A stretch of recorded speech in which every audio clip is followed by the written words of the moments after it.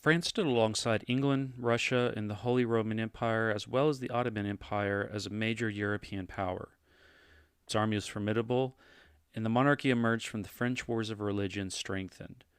Under Louis XIII, XIV, and Louis XV, French kings expanded their power and modernized the bureaucracy. While it was a European force, its American colonies lagged behind the growing power of the British, Spanish, and Dutch colonies. In the end, the ecosystems of the St. Lawrence River Valley and the lower Mississippi, as well as the strong government and economy at home, limited the flow of capital and settlers to the New World, basically ending France's dream of becoming a major American power. Today, we want to examine the structures of the French colonial government, economy, and society, analyze the push pull factors of immigration and their relation to French colonialism, understand the importance of missionaries and fur traders to Canada, recognize the obstacles facing French colonization. To begin, we will look at exploration of the Americas by the French Empire. The first French explorer was Jacques Cartier. Arriving in the Americas in 1534, he explored the Gulf of St. Lawrence, being the first European, though not the first human being, to set foot there. He quickly realized the value of the land, as well as the St. Lawrence as a route of transportation and trade. During his second exploration from 1535 to 1536, he sailed up the St. Lawrence looking for the Northwest Passage.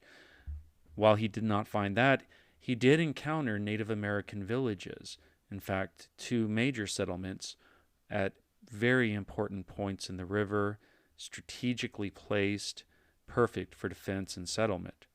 The first was Stadacona, which was located at modern Quebec, and Hochelaga, located at modern Montreal.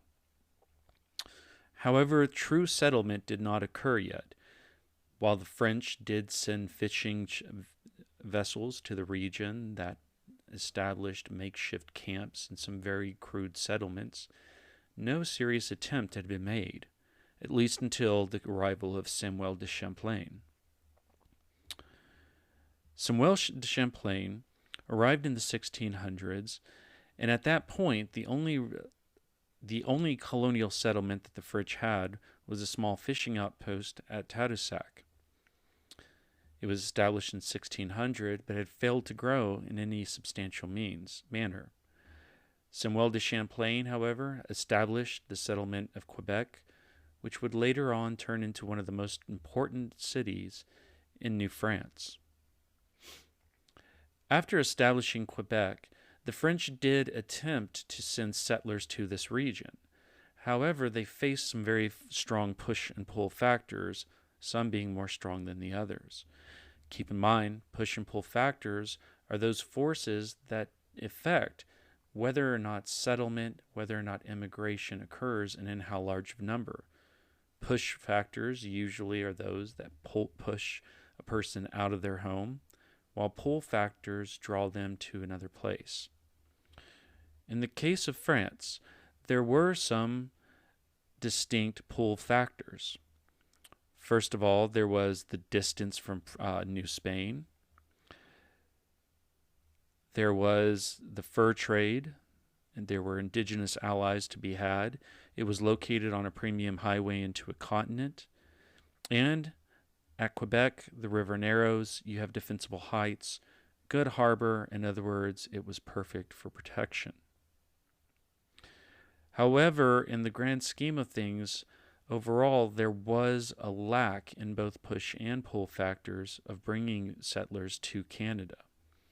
First of all, there were no real push factors. In France, the French preferred to remain at home. They would rather have braved starvation and war in Europe rather than facing unknown hardships. In France, there had not existed an enclosure movement, the scale of which existed in England. In England, many villagers had been displaced from their land.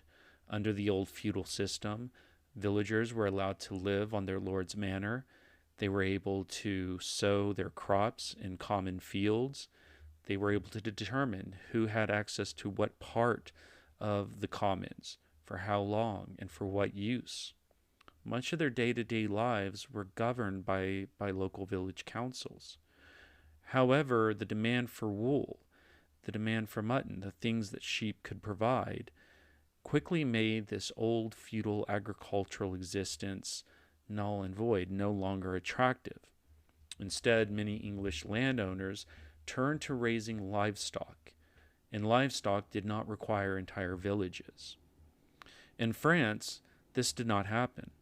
Instead, many homes still owned access to their traditional long lots, and if they did not have access to land or work at home, they could easily move to Spain, another Catholic country that had a government and a social structure somewhat similar to that of France.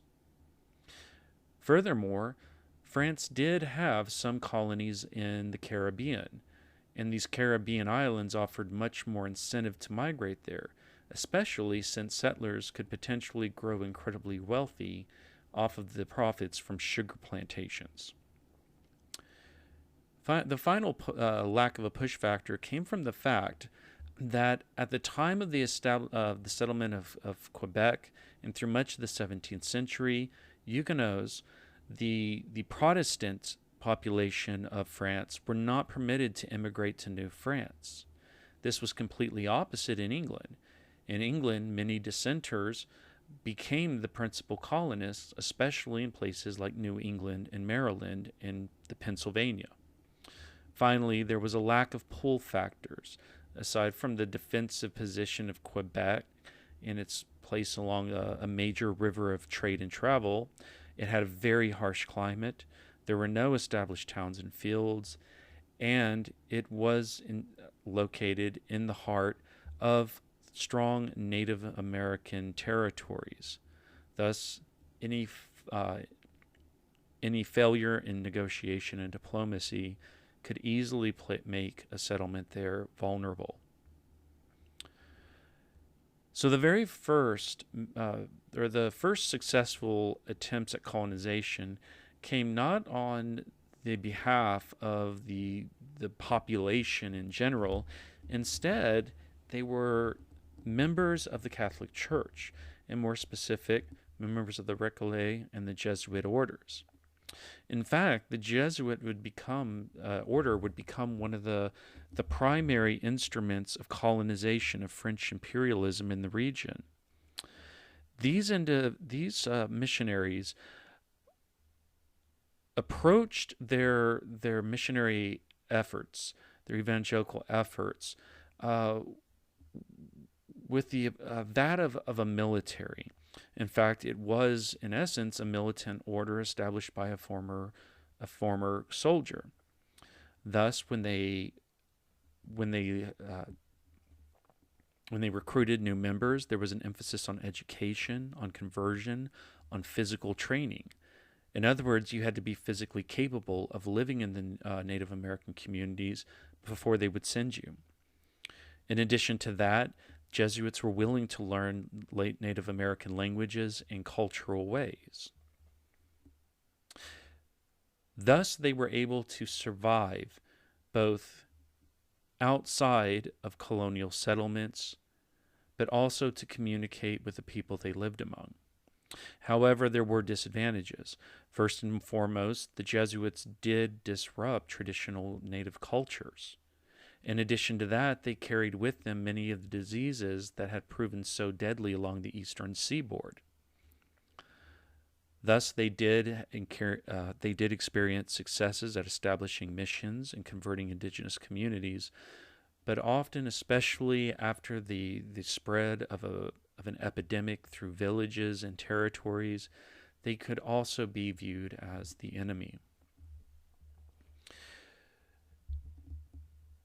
Now, moving into the 1610s and the 1620s, there were some efforts to actually establish colonies there. One of the first major pushes at establishing colonies came under the tenure of Cardinal Richelieu, the chief minister to Louis XIII. This began in 1624. He wanted to increase the French presence in Canada to counter the growing power of both the Spaniards and the English. To do so, he established the Company of New France, and adopted a model very similar to that would successfully establish the colonies in Virginia. 1,000 investors invested 3,000 livres each, and they sent over not only settlers but merchants, bureaucrats, nobles, and clergy. They also established a rudimentary government, hierarchical and very similar to that which existed in France itself. As a way to give the investors some sort of profit on their investment, they did not grant land outright to the average settler, and instead allowed what were known as seigneurs, the actual investors themselves, to charge rent for access to their lands. While there was some migration to New France under this system, again, settlement was limited. After Richelieu, a new administration took over under Jean-Baptiste Colbert, one of the leading ministers, especially that of finance, to Louis XIV. One thing that they did was to go through and make sure that the French government itself ran efficiently. As such, the government of New France turned away from control just by investors and instead became more the domain of the Governor General, dispatched there by Louis XIV himself. In addition to a Governor General, there were local governors that had control over their immediate regions. There was an intendant, an individual whose only role was to report back to the king to make sure that the king's will was enacted in this area. There was a bishop who controlled ecclesiastical matters, as well as a sovereign council that operated along the same mode as the parlements of France, serving both as legislative and as judicial bodies. In addition to this, Jean-Baptiste Colbert invested money in shipbuilding and other industries to not only make the colonies more profitable, but hopefully to establish a society there that would attract French colonists. As such, though, they continue to rely mostly on the homeless populations, former soldiers, orphans, and the unemployed to fill the ranks of New France. There was, however, one industry that did attract settlers, and that was the fur trade. French engages single men bound for 3 years. Oftentimes were lured to this area, to this industry, because the fur trade offered large profits and the promise of wealth and title. The main figure within the fur trade was the coureur de bois. This translates roughly to runner of the forest, what we would call in America fur trappers. The coureur de bois were the ones that actually went out and traded and trapped for the furs, and they relied on voyageurs. These were individuals that basically carted the furs back to markets in Montreal, Trois-Rivières, and Quebec to be sent to market. There was one disadvantage from the perspective of the French crown when it came to the fur trade. They did not necessarily make the best settlers. King Louis XIV, Louis XV behind him, wanted French settlers that would establish French colonies based off of French culture. Instead, the coureur de bois quickly learned that the way to become successful was actually to integrate themselves into local Native American villages. And one of the best ways to do this was through marriage. As a result, many coureur de bois married Native American women and quickly began to acculturate to their wives' local culture. And they were wise to do so. Women were essential to the success of a coureur de bois by teaching him how to dress, by teaching him the language, teaching him how to hunt, to cook, who to connect, who to rely on, what kind of foods you could eat, what herbs were medicinal and which ones were poisonous. The wives of Coureur de Bois became instrumental in the success not only of French Native American diplomacy, but of the fur trade as a whole. This made France unique. Like the Spanish, they did attempt to recreate their hierarchical government that existed in Europe. But unlike the Spanish, they did not necessarily always seek to dominate the region. They wanted to be the major power and to be the major economic power in the area. New France and France itself was not undisposed to using military force to get its way. But mostly what the French sought was was a middle ground with the Native American peoples of the area. By middle ground, we refer to an existence, a region, in which the French and the Native American came with their own cultures, their own life ways, their own ways of understanding the world around them. But when they met with each other, they sought to find some sort of a compromise, some sort of an agreement that would maintain the peace, establish fair trading relations, and thus prosper all sides.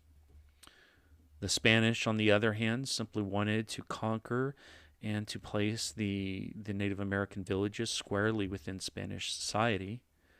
The English, on the other hand, usually attempted to expel Native Americans from their traditional homes and territories and replace them just with English settlers, English cities, and English culture. Thus, this attempt at forging a middle ground provides us with a third model, if you will, of European imperialism in the Americas. So New France, it was never as large as the English and the Spanish, never as powerful, never quite as wealthy. Yet nonetheless, they themselves left a mark on the land, on the cultures. In fact, the French themselves succeeded in establishing small communities in the Illinois River Valley and New Orleans. While they never established major presences in those areas, many of their descendants would marry into the local surrounding population. And in the case of the Red River area of modern Canada, establish an entirely new culture, the Métis. And in New Orleans, although it was at the time known as a place where settlers went to meet their death, you can still see the unmistakable stamp of French culture in the area.